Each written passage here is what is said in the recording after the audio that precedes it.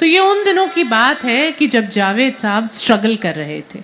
तो एक दिन वो साहिर के घर पहुंचे तो साहिर ने बड़ी नरमी से उन खुददारी को चोट ना पहुंचाने की गरज से कहा, नौजवान, ड्रेसिंग टेबल पर 200 रुपए रखे हैं, रख लो, जब हो तब वापस कर देना।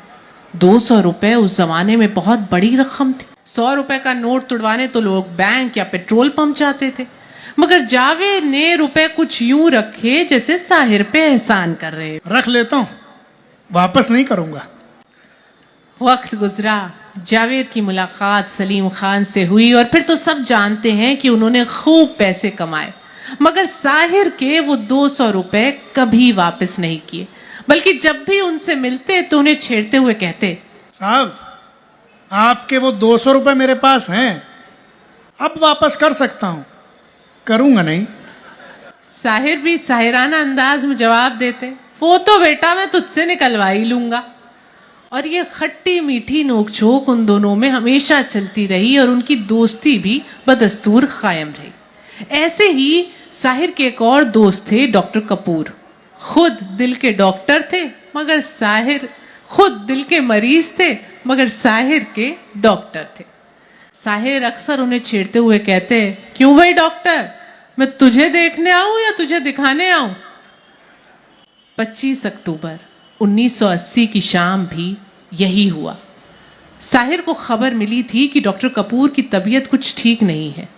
उन्होंने अपने ड्राइवर अनवर को बुलाया और फौरन डॉक्टर कपूर के घर पहुंचे। डॉक्टर कपूर का जी बहलाने की गरज से उन्होंने ताश मंगवाई और उन्हीं के बिस्तर पर बैठकर पत्ते बांटने लग गए। पत्ते बांटते बांटते डॉक्टर कपूर को ऐसा लगा जैसे साहिर का चेहरा कुछ सख्त होता जा रहा है। उन्होंने पुकारा, साहिर, साहिर, साहिर। साहिर बिस्तर पर गिर गए।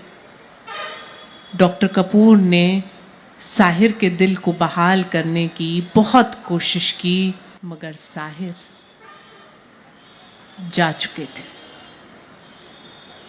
मरते मरते उनके आखिरी अल्फाज थे, चेहरे पर चेचक के 1000 दाग सही डॉक्टर कपूर, जिंदगी खूबसूरत है, मैं मरना नहीं चाहता। बहरहाल साहिर मर चुके थे। उनका ड्राइवर अनवर दौड़ता हुआ आया, उसने साहिर की लाश को संभाल लिया। साहिर की लाश को उनके घर लाया गया। रात हो चुकी थी। जावेद अख्तर सबसे पहले थे जो वहां पहुंचे थे। रात बहुत हो गई थी, कहां जाएं, क्या करें, किसे बुलाएं, कुछ नहीं किया जावेद अख्तर ने। साहिर की लाश के सिरहाने बैठे रहे और रोते रहे बच्चों की तरह। जब सुबह हुई तो एक एक करके लोगों को खबर करना शुरू किया और फिर आना शुरू हुआ लोगों का हुजूम, और फिर शुरू हुआ काम। दरवाजा खोल दो, खिड़की बंद कर दो, कुर्सियां लगा दो, चटाई बिछा दो। जिसने जैसा कहा जावेद ने वैसा किया। रोते रहे। साहिर की लाश को कब्रिस्तान लाया गया। एक हुजूम उनके हमराह था। साहिर की लाश को दफनाया गया और यह हुजूम जो साहिर के जनाजे के हमराह आया था, ये वापस लौटने लगा अपने सीनों में एक खामोशी मुसल्लत किए हुए। जावेद अख्तर भी वापस लौट रहे थे चुपचाप कि तभी पीछे से वाजिदा तबस्सुम के शौहर अशफाक दौड़ते हुए आए। जावेद की पीठ को हल्के से थपथपाया और कहा, जावेद, कुछ रुपए हैं? वो मैं सुबह जल्दी जल्दी में आया, बटुआ रखना भूल गया, कब्र खोदने वाले को देने हैं। जावेद अख्तर ने पूछा, कितने रुपए? अशफाक ने कहा, 200 रुपए। तड़प गए जावेद अख्तर। अपनी जेब से 200 रुपए निकालकर अशफाक के हाथ में रखे और फूट कर रो पड़े। साहिर साहब, मर के निकलवा लिए आपने 200 रुपए। कल और आएंगे नगमों की खिलती कलियां चुनने वाले, मुझसे बेहतर कहने वाले, तुमसे बेहतर सुनने वाले।